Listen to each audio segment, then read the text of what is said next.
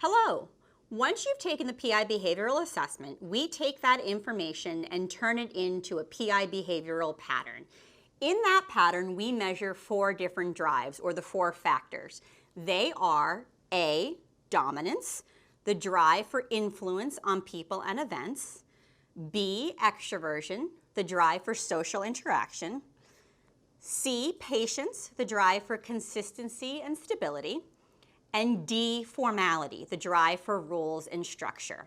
Understanding each one of these 4 drives will help us better understand a person and how they operate in the workplace.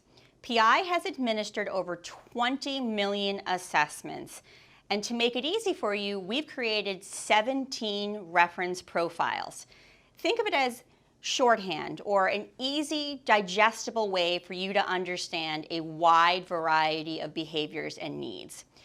Your behavioral pattern might not fit exactly into one of these reference profiles, but most likely they'll come close.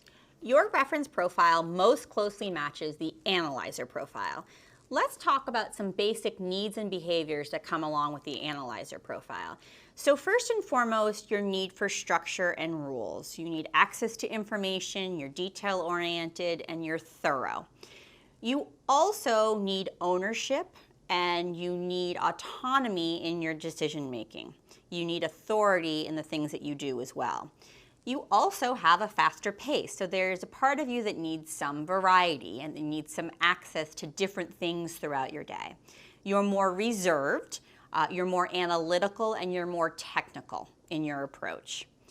Let's talk about some areas of both strengths and challenges that come along with the analyzer profile. So strengths are, you actually have the ability to be both strategic and tactical at the same time. So what do I mean by that?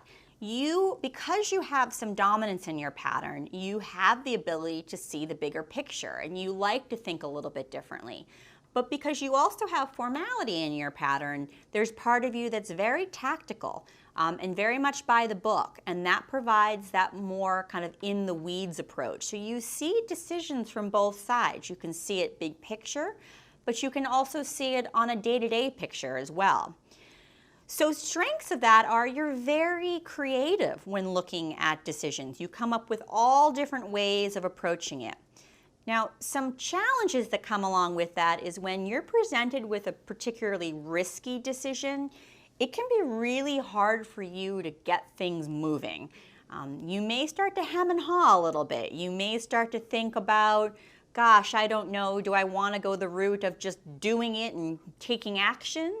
Or do I want to kind of step back, and do I want to make sure that we have all the information? Do I want to be a little bit more risk averse? That may present a challenge to you in general, and it could also present a challenge to folks around you if they're looking for fast decisions. Speaking of decision-making style, that's something that really defines your pattern. Again, because you have the ability to look at things big picture and throughout the day, you can go back and forth. Overall, information is going to be helpful for you, although because you have that sense of urgency as well, it's constantly going to be driving you along.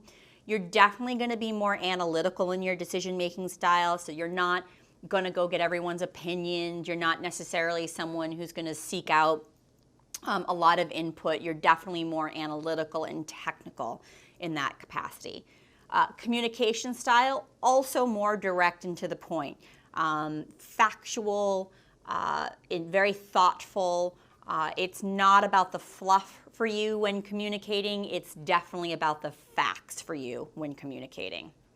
In summary, some words that I would use to describe your profile are thorough, authoritative, analytical, fast pace, strategic, and tactical at the same time.